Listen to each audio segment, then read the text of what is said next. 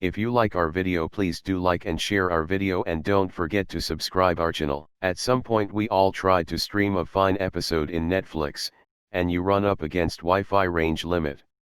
So have you ever wondered, why can't we just boost that to maximum power, and to the extended range? And the two of the most obvious ways to increase range, present other technical problems.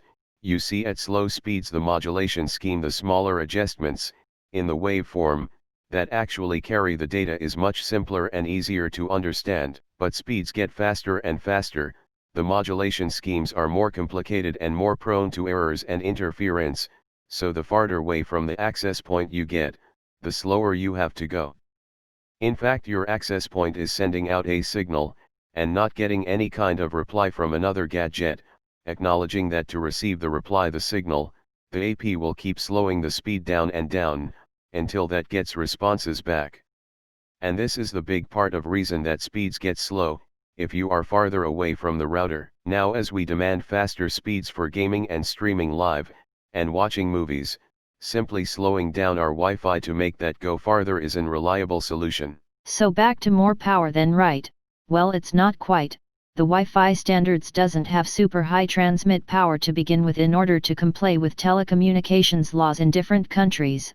For example, in United States you can't go higher than 200 milliwatts, and most routers configure by default to transmit at this maximum, so you can't turn up further legally. However, that doesn't mean that getting better Wi-Fi range forced. One trick that actually does work for every well is to focus the Wi-Fi signal in one direction.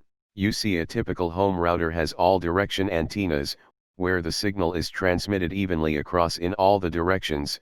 But if your router is at one end of your house and your couch is at the other, that's not the best setup. Instead, you can get something called the patch antenna, which looks like a big flat panel and sends the signal out at one direction. They are more common in commercial settings. But there is nothing stopping you. And another trick that built in some Wi-Fi standards is to use long guard interval. Here what this means, the two short parts of the transmission called symbols, are short time intervals before the next signal is sent.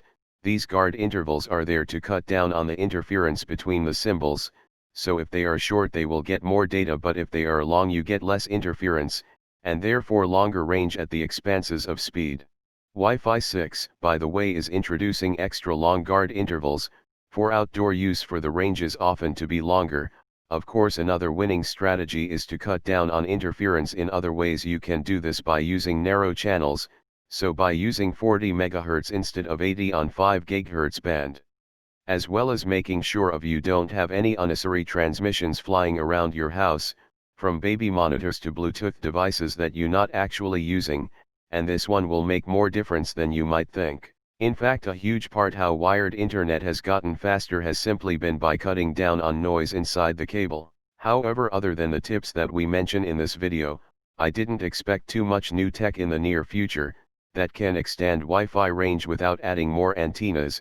In something like a mesh network, speed and range are always going to be balancing act. So that's it for this video. If you want more information on any specific topic, please comment down below in comment section. If you like our video, please do like and share our video, and don't forget to subscribe our channel. Chandu KCM.